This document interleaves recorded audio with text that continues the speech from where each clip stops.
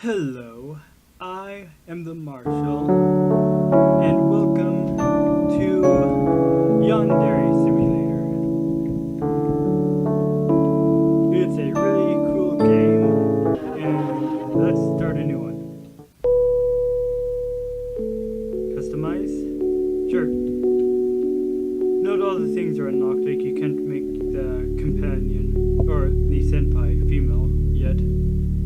Let's just see customization. Custom customizations, of course.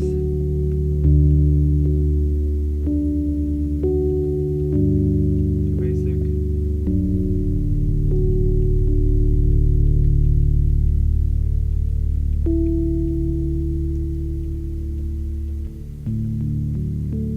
Okay, let's just make him look cool.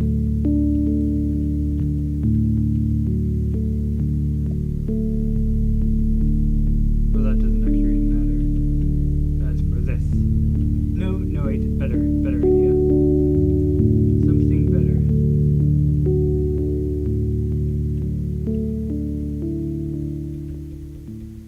I think it would be blue, maybe? Blue. And here we go. 10th Doctor. Doctor Who. 10th Doctor Who, that is. The male something Doctor Who. That. And for female, that. Looks British. There you go, Governor. Nice to be meeting you today.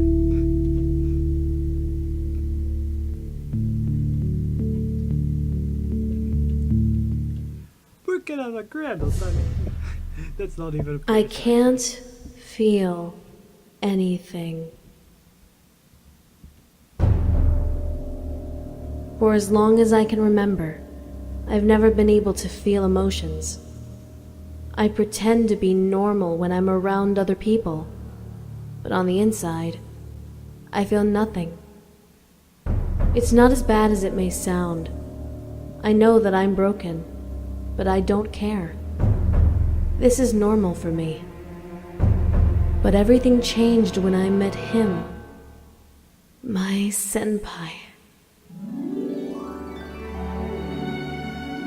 For the first time, I felt something.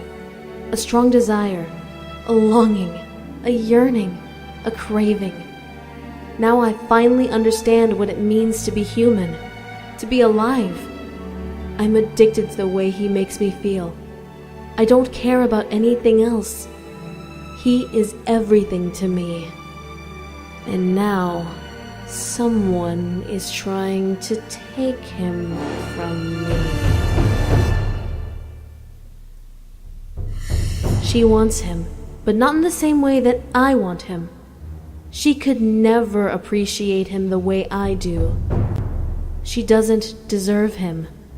He belongs to me alone. She has taught me a new emotion. Rage. I want to stop her. I want to hurt her. I want to kill her. There is nothing I won't do for Senpai. I won't let anyone come between us. I don't care what I have to do. I don't care who I have to hurt. I don't care whose blood I have to spill. I won't let anyone take him from me. Nothing else matters. No one else matters. Senpai will be mine.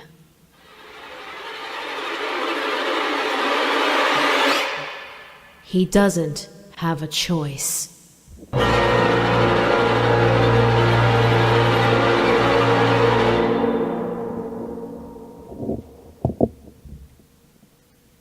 Hey, Do I know you? Yep. No, wait. No, you don't. I saw you stalking an upperclassman today. Do you have a problem with that? No, I wanted to give you some information about the girl he was with. Her name is Osana Najimi. She has a crush on him. She believes in the myth about the cherry tree behind the school. The myth that if you confess your love to someone underneath that tree on a Friday, they are guaranteed to accept your confession? Correct. She's planning to confess to him next Friday. Why are you telling me this? I would be happy if something bad happened to Osana-chan. I think you might be the right person to give her what she deserves. Who are you? I'm the person nicknamed Info-chan at school. I've heard rumors about you. You blackmail girls and sell panty shots to boys. Nobody knows your real name. The rumors are true. If you ever need a favor, text me a panty shot and I'll give you whatever support I can. If you want to know personal information about anyone at our school, just send me a photograph of their face and I'll tell you everything I know about them. You're disgusting. You're a stalker. If you want my help, text me. If you don't care, ignore me. You have 1 week until your precious senpai belongs to Osana-chan. I hope you make her suffer.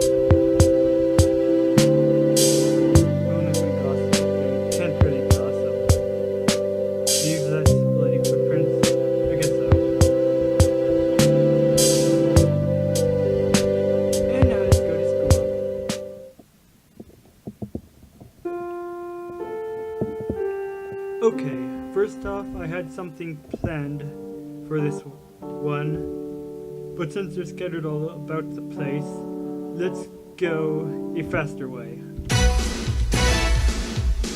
Much faster. Okay.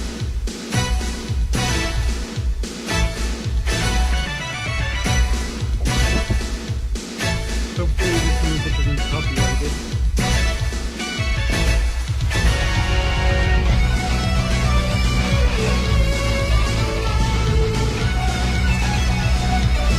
You know, just to be safe, let's just do that.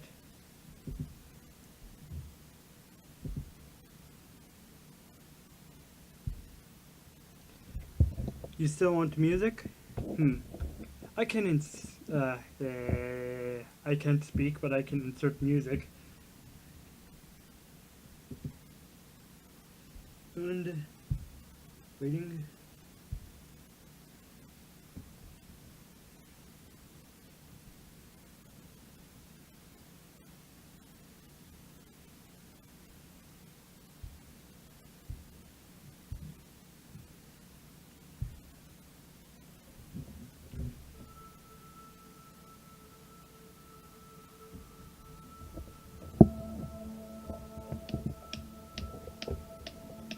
Here's my music. Yep, I made this.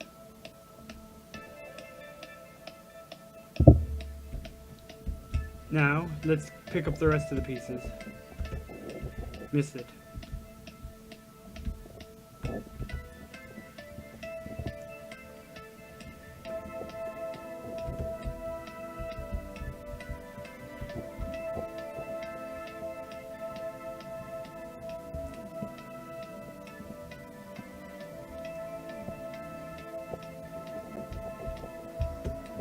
Missed it again. Captain Yandere is kind of fast. Gotta go fast. Sonic fast.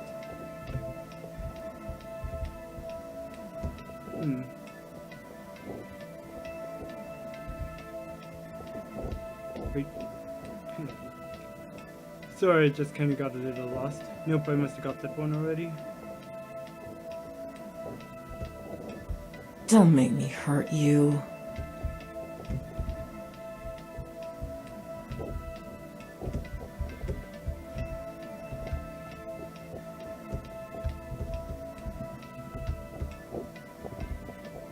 Now some more.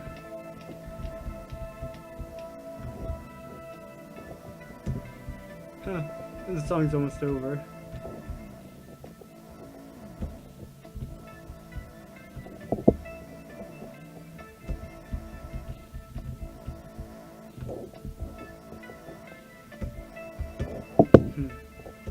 Is that it?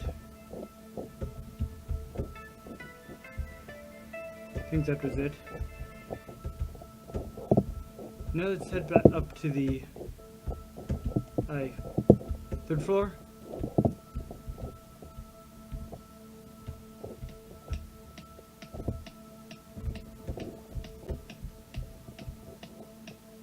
Science, info, photography, auto, computer lab, here we go. And do I have them all? Yep. Okay, now let's stop this music.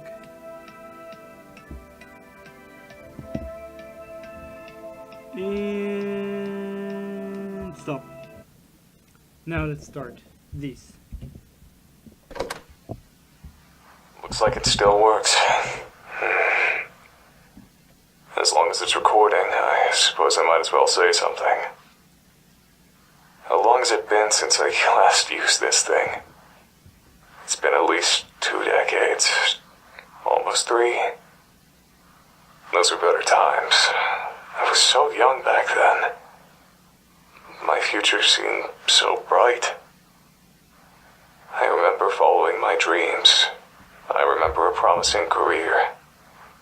I remember being happy. If I could turn back time, what would I do differently?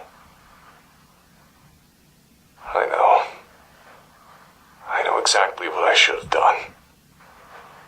I shouldn't have gotten involved with that case, with that girl. Pursuing her was the right thing to do. But if I hadn't involved myself with her, I'd still have a career. When did it begin? I think it was April of 1989. The peak of my career as an investigative journalist.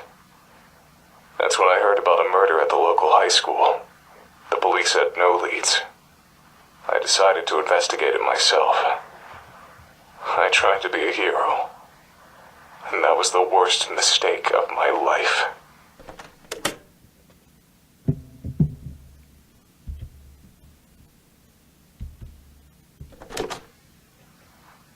school's faculty didn't let me conduct an investigation on school grounds. They were highly concerned with maintaining their prestigious reputation. They didn't want any police or journalists snooping around and ruining the school's image any more than the murder already had. Or maybe they just had something to hide and didn't want the authorities to find out. To this day, I still don't know how the school managed to convince the police that any crime that takes place on school grounds can only be investigated for 6 hours maximum. I heard a rumor that the school's headmaster bribes the police department to expedite their investigations as much as possible. There were a lot of unsavory rumors about the school's headmaster, but none of them proven to be true. Because I couldn't work around the school, I used to gather information by interviewing students outside of the school gate when they entered or left the school. It was at this point in time that I noticed a peculiar girl who was quite obviously stalking one of her seniors. I decided to keep my eye on her, and before long, I began to observe some disturbing behavior from her.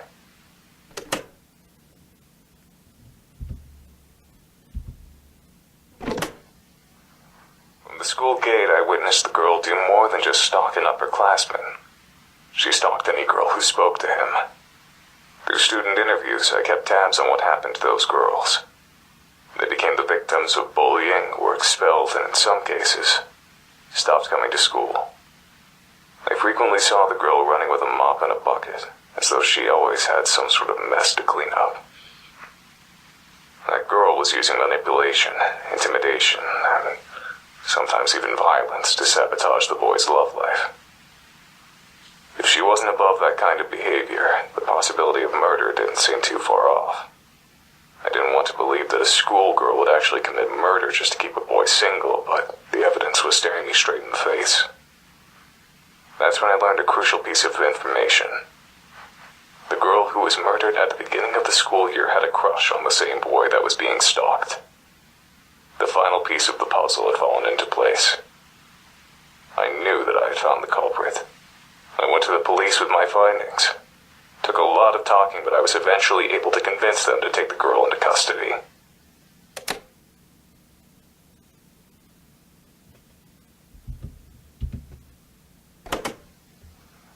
The idea of a murderous schoolgirl was scandalous enough to attract lots of attention. Word of her arrest quickly spread across the entire nation. The trial turned into a media circus. I became a celebrity practically overnight. I didn't want to be a public figure, but I did want my investigative skill to be recognized. I hoped that all the attention would boost my career. As it turns out, I was dead wrong. That manipulative little schoolgirl put on the best act I've ever seen.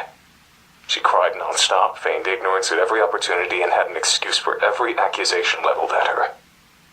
The court fell in love with her, the media fell in love with her, the entire damn nation fell in love with her. She called me a dirty pervert who enjoyed leering at schoolgirls. She called me a fame-seeking yellow journalist. She claimed that I only accused her of murder for sensational headlines. The court bought every word of it. The day the judge declared her innocent, the entire country celebrated like it was a damn holiday.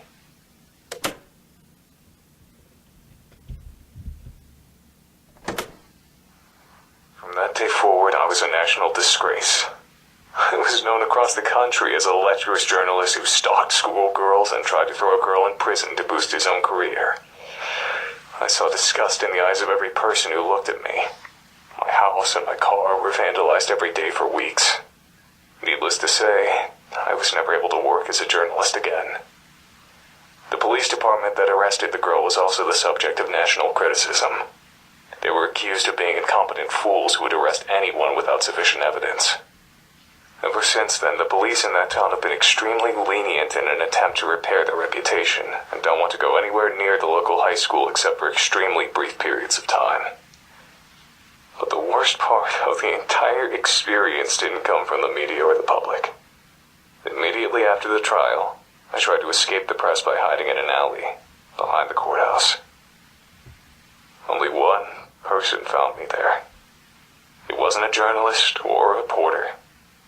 It was the girl that had just been declared innocent. I'll never forget her face that day. She was smiling, but her eyes were blank, empty, soulless, like a doll's eyes. She looked like she didn't have a single ounce of humanity in her entire body. With that smiling face, she said to me, "It would be very easy to make your death look like a suicide. Don't ever cross me again." She turned around and left without another word.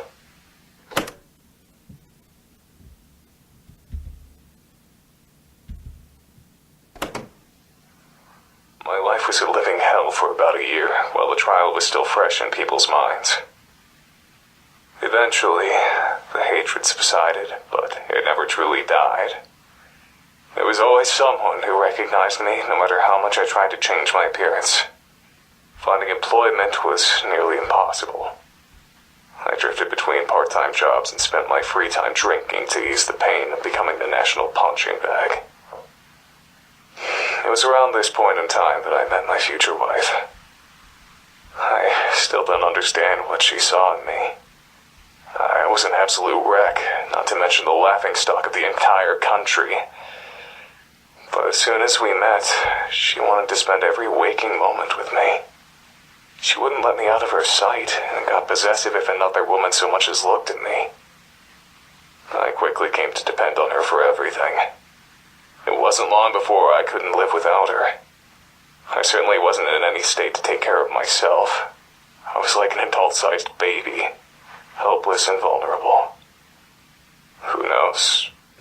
Maybe that's what she was attracted to. Maybe she just wanted to experience the sensation of owning a person. Maybe she wanted to keep a human pet. Maybe all she wanted was someone who she could emotionally depend on.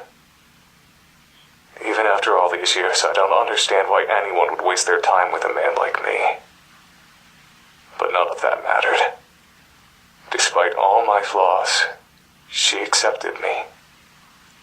And that's all I needed. We got married about 6 months after meeting each other.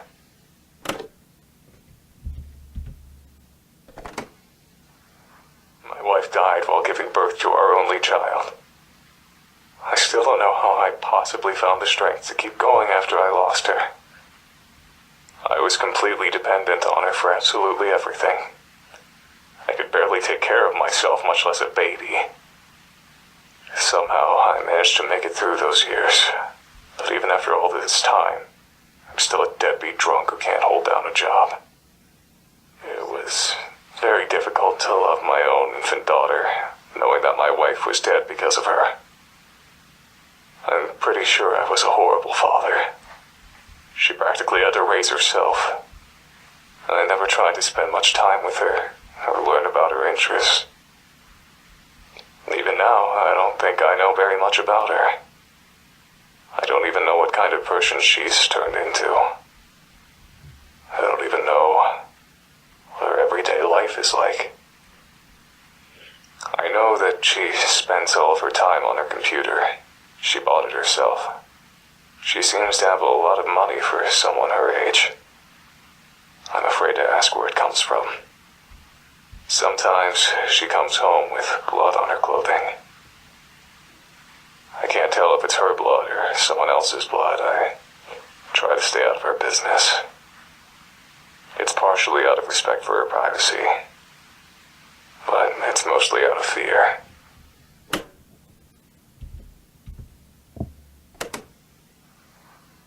I've never told anyone about any of this. Never saw a shrink, never had any friends to confide in.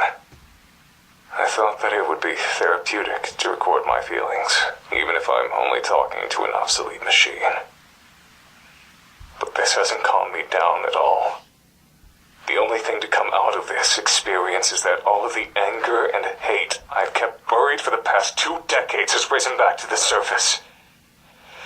I don't think I can go back to the way things were before. I don't think I can go back to wasting my time with crappy part-time jobs, drinking, and sitting on a couch feeling miserable. I don't want this to be my life. But I can't let myself die just yet either. Not until I see justice served. That girl from 1989. She's a grown woman by now, but she's never been punished for the sins of her youth. I can't go on living in a world where a monster like her walks around in public. I'm the only one who knows the truth about her, so I'm the only one who can bring her to justice. I still know how to track a person down. I still know how to learn a person's secrets. I still know how to dig up the truth. For the first time in decades, I feel like I have a purpose. I feel like I know what to do with my life. I'm going to deliver justice to that murderer. I'm going to die trying. This old antique was good for something after all.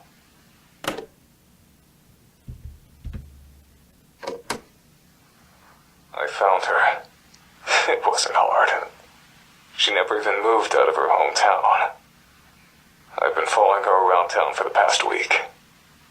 It's not that hard to follow someone without being spotted if you know the right tricks. The only difficult part is looking at her without being consumed with disgust. Thinking about what she got away with. Thinking about what she's responsible for. It almost makes me go blind with rage. This whole week, I felt like something was wrong. Yesterday, I realized what it was. I'm surprised it took me so long to figure it out. She suddenly changed directions while walking, or linger in one place for seemingly no reason. I recognize that behavior. It's my own behavior. I know what she's doing. She's stalking someone. It didn't take me long to figure out who her prey was. A young woman just out of high school. I don't know what she's done wrong, but she's clearly marked for death. She'll be dead within a week if I don't do something. I want to warn her that a killer is stalking her, but I can't repeat the mistakes of the past. In order to convict this monster and send her to prison, I need firm evidence that she's a murderer. If I save this young woman's life, I won't have any evidence. I have to let her die. And I have to be there when it happens, filming her murder. It's the only way to get the evidence I need. The only way to make sure that justice is served. But is this really justice? Letting a woman die? If I don't get this monster arrested, then there will only be more victims in the future. So letting her commit murder one last time is the right thing to do. Isn't it?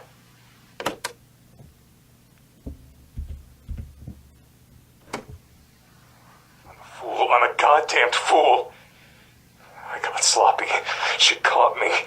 I followed her into an alley, lost her in the shadows. Then I heard her voice from behind me. Long time no see, Mr. Journalist. I turned around and saw her just inches away from me. She was smiling. I recognized that smile. It was the exact same smile she wore when she threatened my life in 1989. I didn't know what to do. I just turned and ran. I've broken a truce that lasted almost 3 decades. She knows I was after her. There's no way she'll let me live. I'm doomed. I can't go to the police. I'll sound like a babbling lunatic without evidence, and right now I don't have any. Even if they do listen to me and investigate her, they won't find anything. My only option is to leave town. No. Oh no, it's worse than that. I have to leave Japan altogether. I searched for you, but I couldn't find you. I can't wait for you to come home. I have to leave immediately. I'm going to gather all of the recordings I've made so far and put them where I know you'll find them. That way, at least you'll know why your father disappeared so suddenly. I only hope that she doesn't try to get revenge on me by harming you. I don't know when I'll be back. I don't know if I'll be back. I don't know if she's willing to cross oceans to hunt her prey. If she is, I'll try to lure her into a trap, try to expose her true nature in front of the police. It's my only hope. I know you can take care of yourself. If I had more time, there's so many things I'd say to you, but I can't. Not now. Stay safe. with you.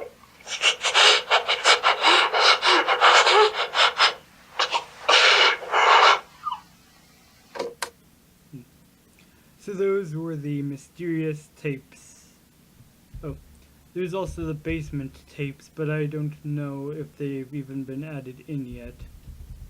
Or if they have been added in, I don't know where to find them. So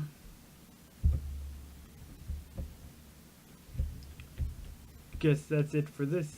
Wait.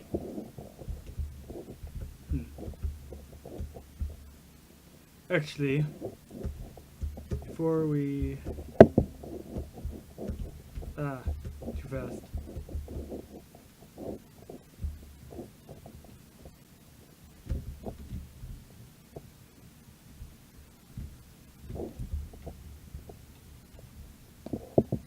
Before school.